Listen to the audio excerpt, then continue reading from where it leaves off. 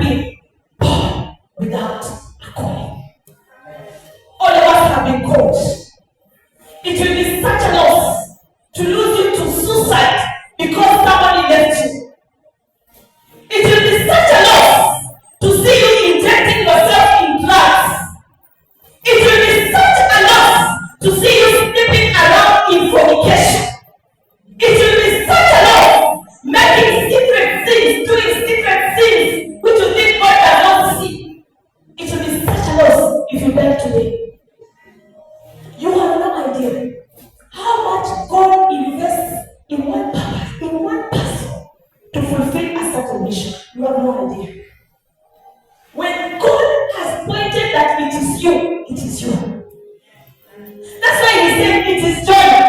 Jonah was like the opposite. God told him, you don't know me. You go take the ship. You are hiding. Go to the Lord. Oh, let's go. He went, he slept, and he was comfortable. And the Bible says, God sent a storm. Don't be like Jonah. Don't wait for a storm. Don't wait for trouble. Don't wait to be near a death experience, a near-death experience. Don't wait for an accident, for God to wake you up to know that you are important. This message is for you. Know that you are important and the call of God is in your life. Hallelujah. If somebody commits suicide today, God's heart is saddened most. Because God values every human being.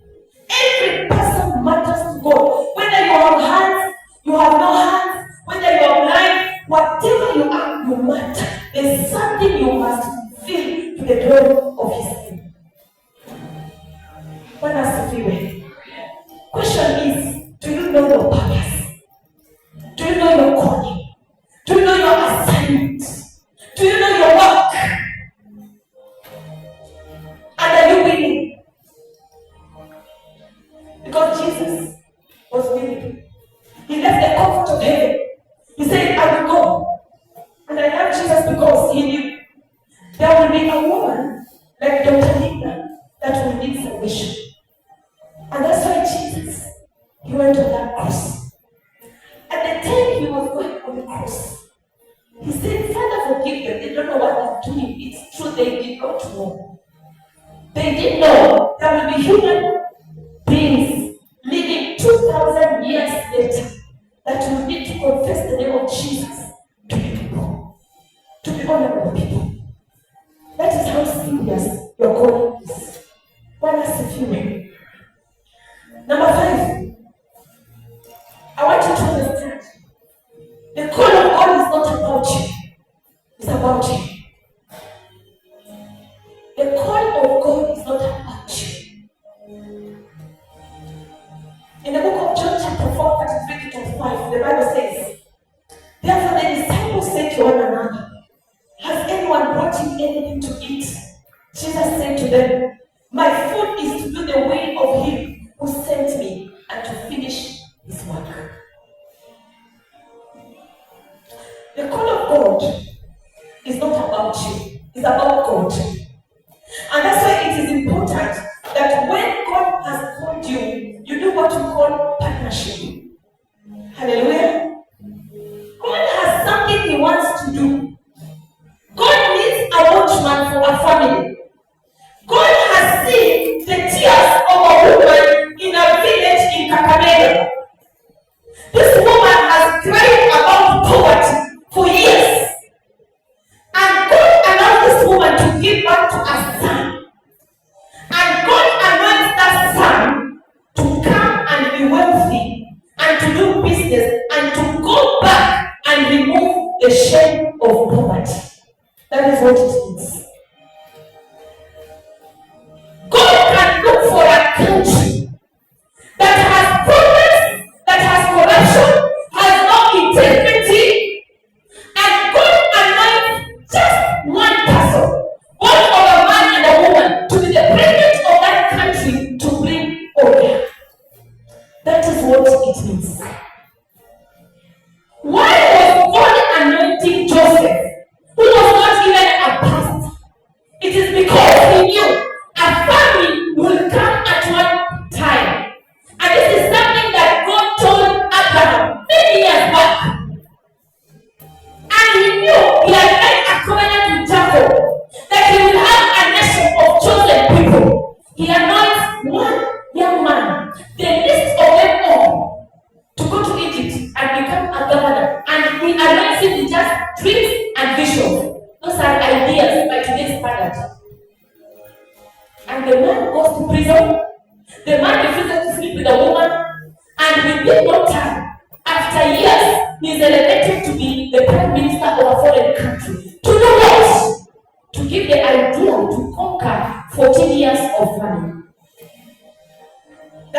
it means. So when we talk about the will of God, it is not a joke, it is something very serious. When I see it. So he needs a person to accomplish his needs. Number 4, I want you to understand the call of God on an individual is for an individual.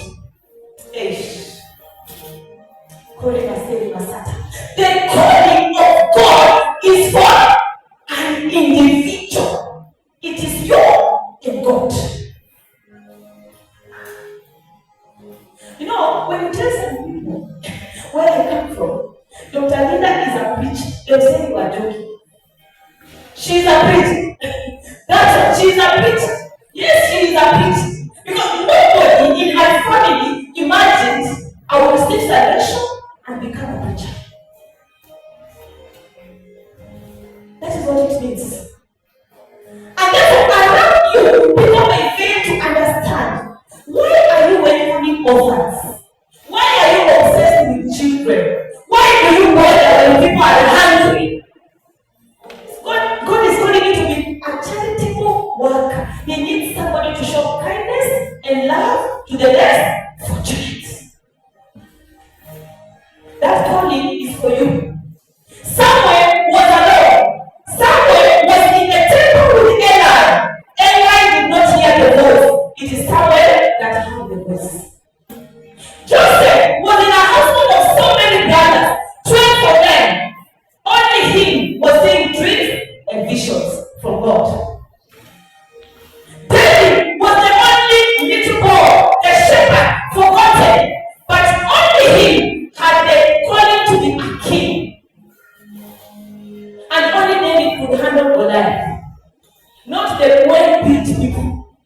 Even someone was confused for a moment. He said, surely this is the one. God tells him, not the one. Not the one. But until he says, surely this is the one. God tells him, no. I don't look at the stature. I look at the heart. Praise the Lord. I'm not hearing you say amen. Praise the Lord. Amen.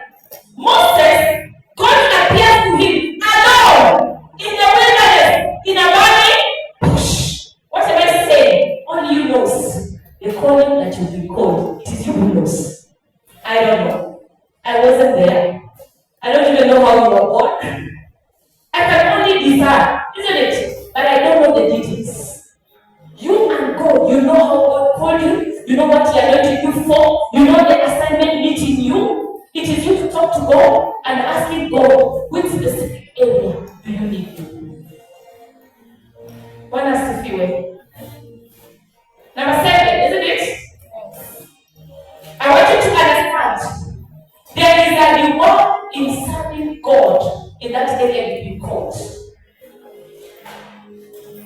Peter asked Jesus in Matthew 19, 25 to 29. Peter asked, then Peter answered and said to him, see what we have left. See, we have left all and followed you. Therefore, what shall we have? So Jesus said to them, assuredly I say to you, that in the regeneration, when the Son of Man sits on the throne of his glory, you have followed me. You who have followed me will also sit on 12 thrones, judging the 12 tribes of Israel. And everyone who has left houses, or brothers, or sisters, or father, or mother, or wife, or children, or lands, for my name's sake, shall receive 100-fold and inherit eternal life. There is a reward in serving God. If you want to be miserable in this life, miss your calling, miss your assignment. You will fix yourself here, you'll fix yourself here, you'll fix yourself here. It will not work. That's why I tell young people, before you get married, know your assignment first. Before you tell somebody, I do, what have you been called?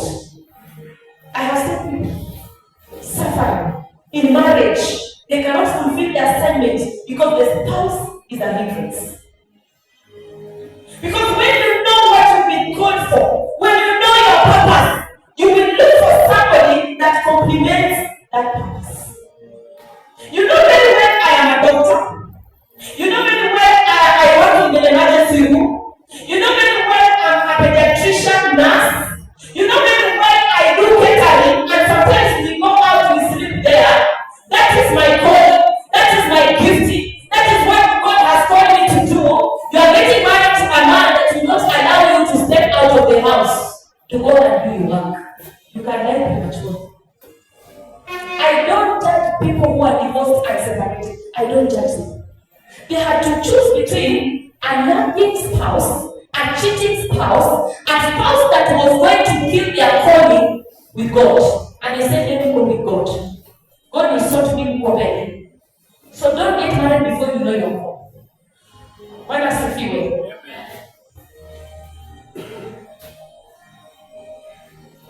I've finished on understanding the call. Do you understand the call now?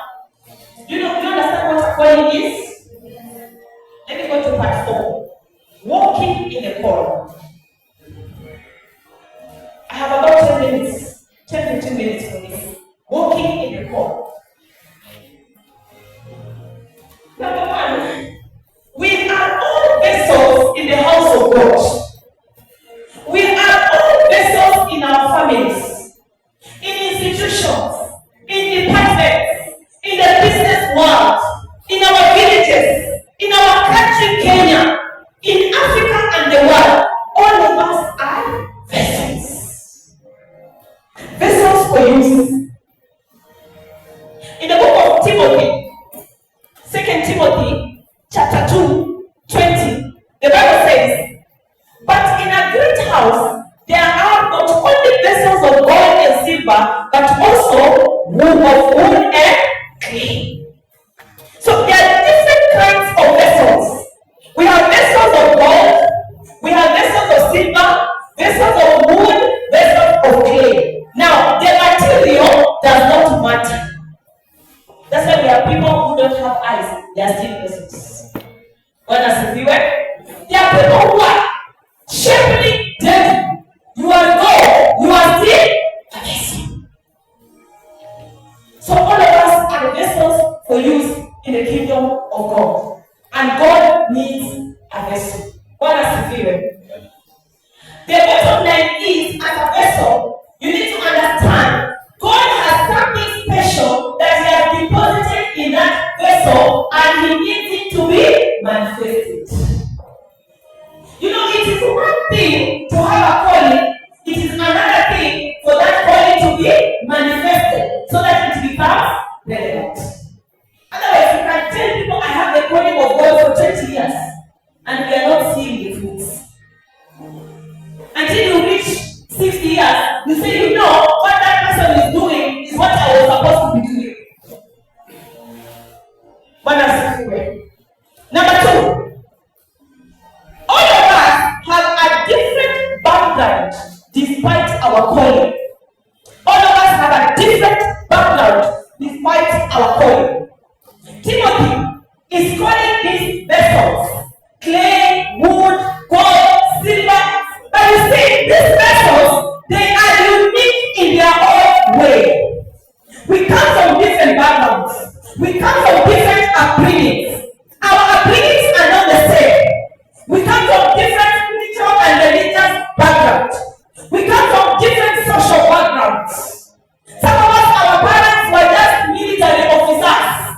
Some of us were brought up with love and care. Some of us were overprotected. Some of us were brought up to fear. What does it feel? Some of us were brought up in poverty. Some in abundance.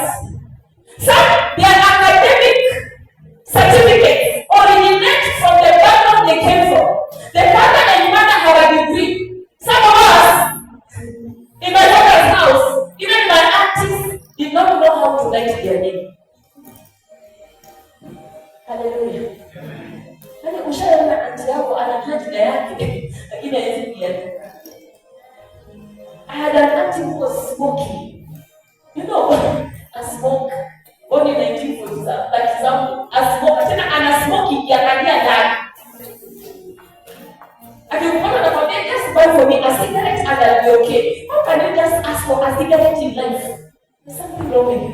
You're not asking for money. You're not asking for a house. You don't want shoes. You don't want what you want a cigarette. That's how the devil can reduce you if you don't take care of the background strength.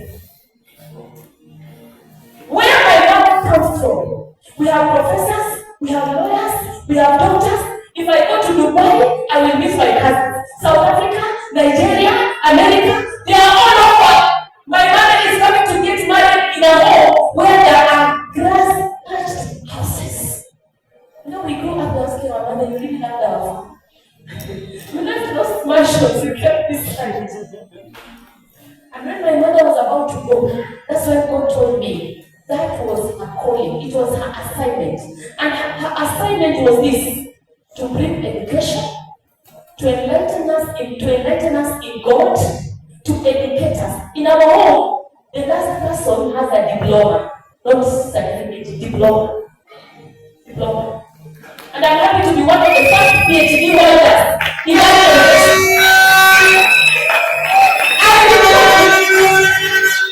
There is a calling of God in life. I have to live the standard. I have to go with Jesus. I have to accept Jesus. Jesus has educated me. Jesus has paid my school. Jesus has taken care of me. When I sent invitations, I told John right there, Dr. Lilian Mageni, PhD. Not because of Maringo. See Maringo.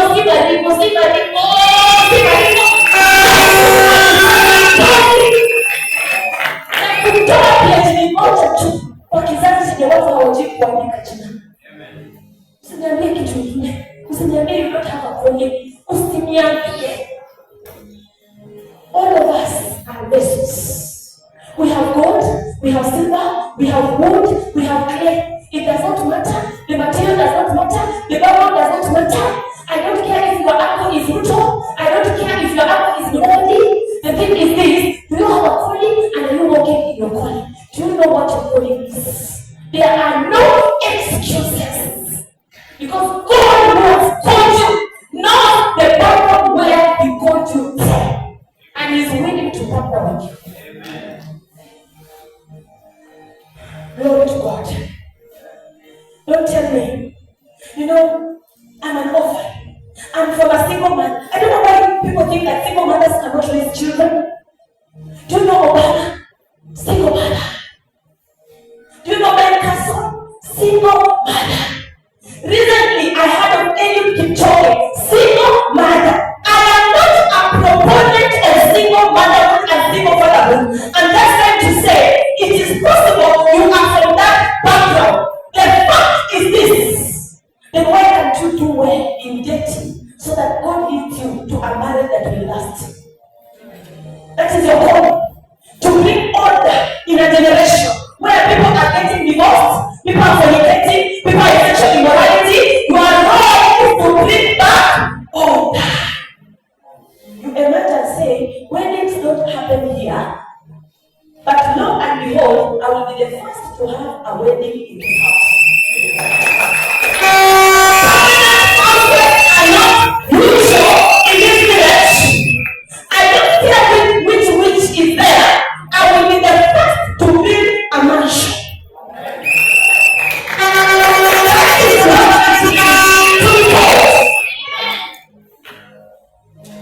There are no excuses. These backgrounds can affect us. They can affect our calling. Don't accept your background to affect your calling. Don't give excuses. Don't say single mother, you're 24 years, you're still crying. Why are you crying?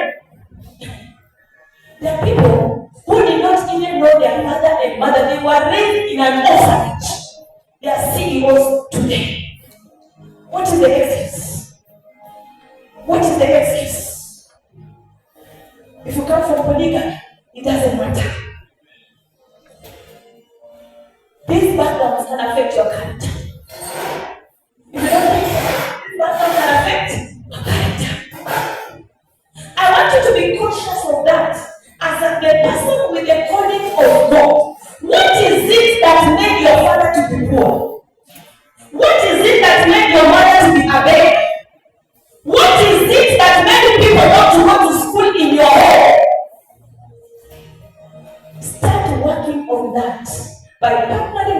Jesus and following Jesus and living a life that pleases God so that you are saved from those dungeons of darkness. Because God is looking for a man. God is looking for a young lady. Bwana asifiwe. Number 3, you can be a vessel of honor or dishonor in your calling. Either God will be honored or God will be dishonored through you. That's why Timothy says, some of honor, some of dishonor. Therefore, if anyone cleanses himself from the latter, he will be a vessel of honor, sanctified and useful for the master, prepared for every good work. We can be a blessing to God, or we can end up being an offense to Him. Because He has given you the body, and you are still meandering like Jonah. Umekuwa tu vizuri, enda Nineve, the great city, and tell them. Na wewe unashinda unaenda Tashish. Sasa unatakaje? Umeletwa tu vizuri Kaimosi National Polytechnic, usomee hospitality, but vijana wote wakujua wanani na nchi. Those are characteristics of joy.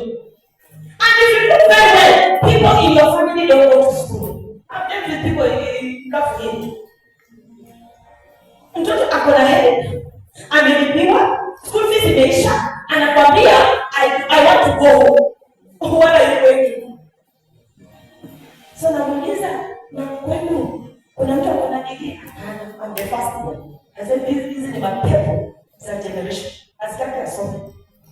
So we have to do the deliverance and tell you the truth and bring you to Jesus so that you understand we need a degree in that family to set a standard.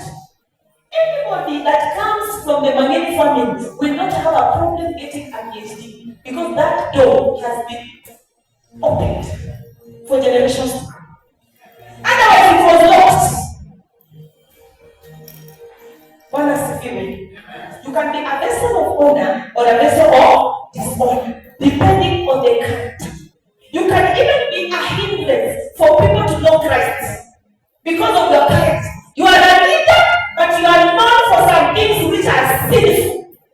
Someone anajiuliza, why should I go to Christian Kaimosi Joint Fellowship? Let us try to go. Hata wao leaders hawafai sisemi mko hivyo tafadhali. Don't quote me wrong. I'm just giving an example. Can you ensure that you become a vessel of honor? How do you become a vessel of honor? The way you live your life. Bwana asifiwe. You must live the life in the spirit. If you read Galatians chapter 5, I'm winding up. The last point I want to stop at. I'll come and finish the rest if you invite me another day. To improve or to remain. To improve or to remain the same in your area of calling is your responsibility. To improve or to remain the same in your area of calling is your responsibility. There is a part you must play.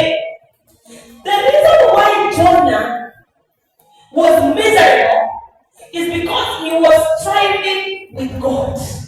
Mungu anamwambia yeye huku, yeye anatakaza kwake.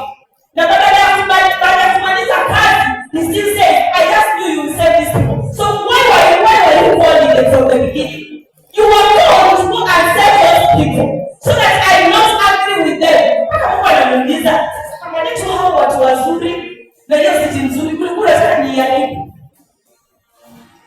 Sasa ni nini baya na wewe? Hebu jiulize, fanya hivi kichwa. Ni nini baya na mimi? Kwa nini sifuati masharti ya Mungu? Kwa nini sifuati njia za Mungu?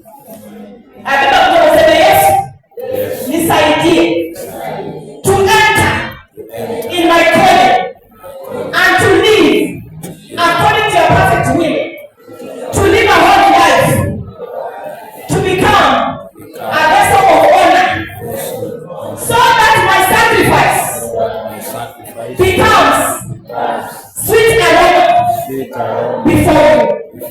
In Jesus' name. For you to remain the same and for you to grow, it depends on you.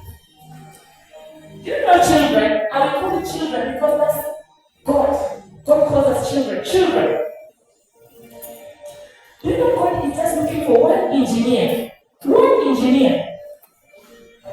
that will build people's houses without stealing cement and sand from the builder. Imagine, mimi nimekusanya my millions. I have 5 millions. I want to build a mansion. I get a wrong engineer. When he delivers 2 lorries of sand, he takes away 2 other lorries. If the construction needed 10 lorries of sand, I only get 5. The rest goes to him, and my house, after 1 year, is falling apart. You have no idea how God gets angry with such people. So this is the issue. I'm really calm down. I don't think you are getting this.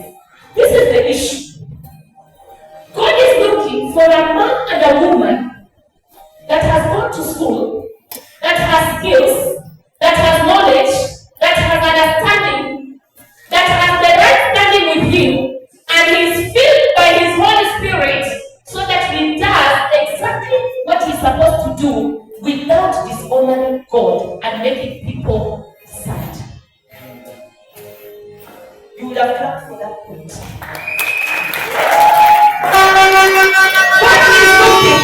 God is looking for a teacher that will not define these children. Because I know of some teachers who take advantage of such little children. And then they call themselves teachers. They are full of demons. But God is just looking for a woman like this who can leave the comfort of her home to come accompany these children to hear the word of God and stay here and go back to her house late for the sake of the children. It takes God to build such a teacher.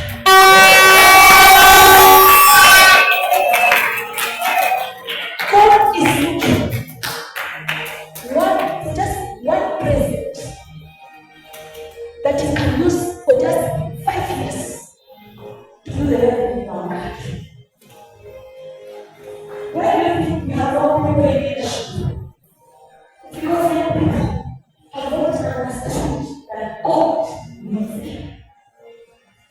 I have seen professors with PhDs. They love their chests. They say, call me Dr. So and so. Call me PhD with what and what. I went to this university. When they go back to their homes, they are miserable. They take alcohol. They sleep with their students. They do bad things. They don't have a calling. So where are business? Where are they? Can I have a woman that I can run to the kitchen and she wants to come and she becomes a mother. She becomes a mentor. She helps young people to know their purpose so that they know Jesus and they can see their calling. And it's not Jesus.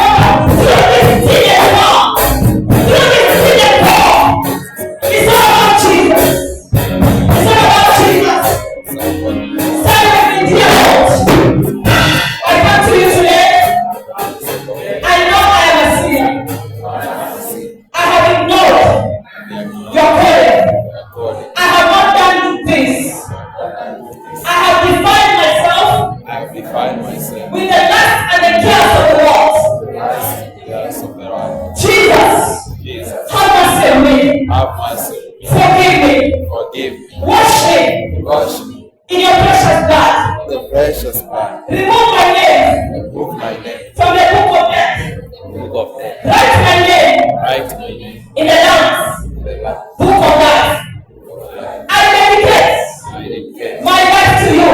I dedicate my life to you. I give you my heart. I give you my soul. I give you my body. I give you my spirit.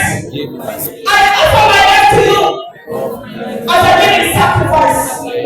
Use me for your glory. Like Isaiah, I am saying today, here am I. Lord, send me in Jesus' name. Amen. Can you give the Lord a mighty hand?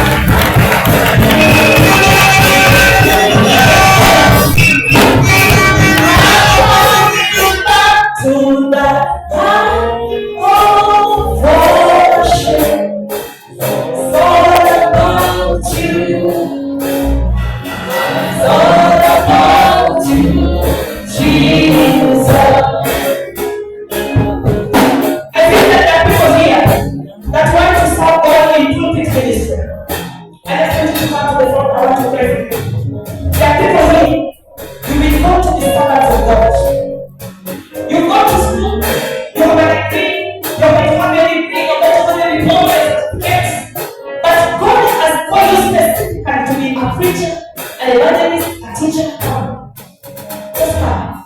If you think you have that calling in you, value in you, come.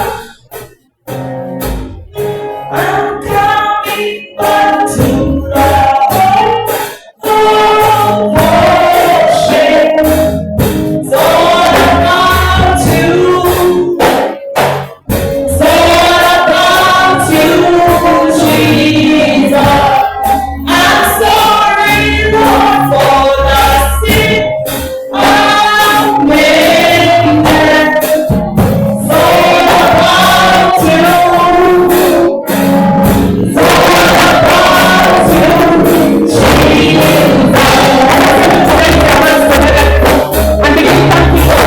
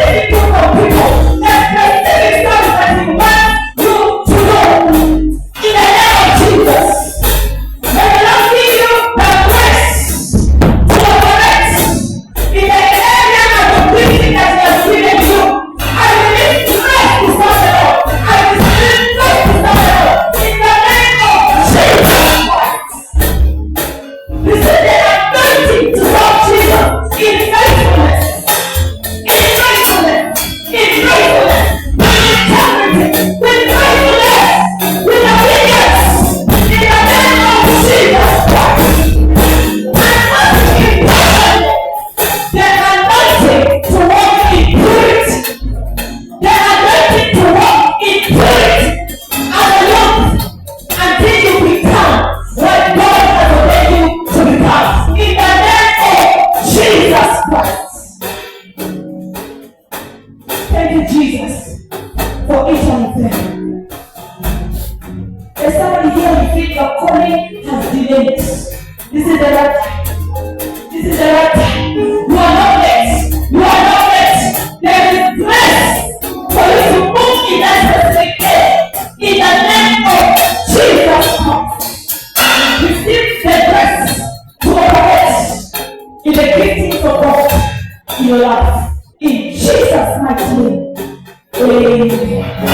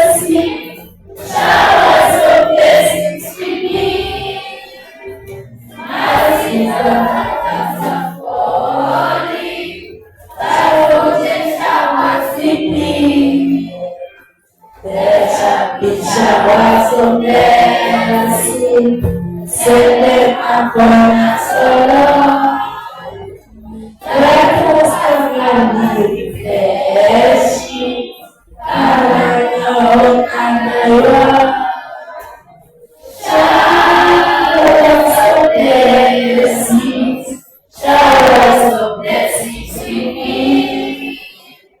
Mercies of thunders are falling, but for the showers we need. Showers of blessings, all that you gave them has gone. Now to God for mercy, now of Jesus we call. Showers of blessings, showers of blessings we bring. Mercies of thunders are falling, but for the showers we bring.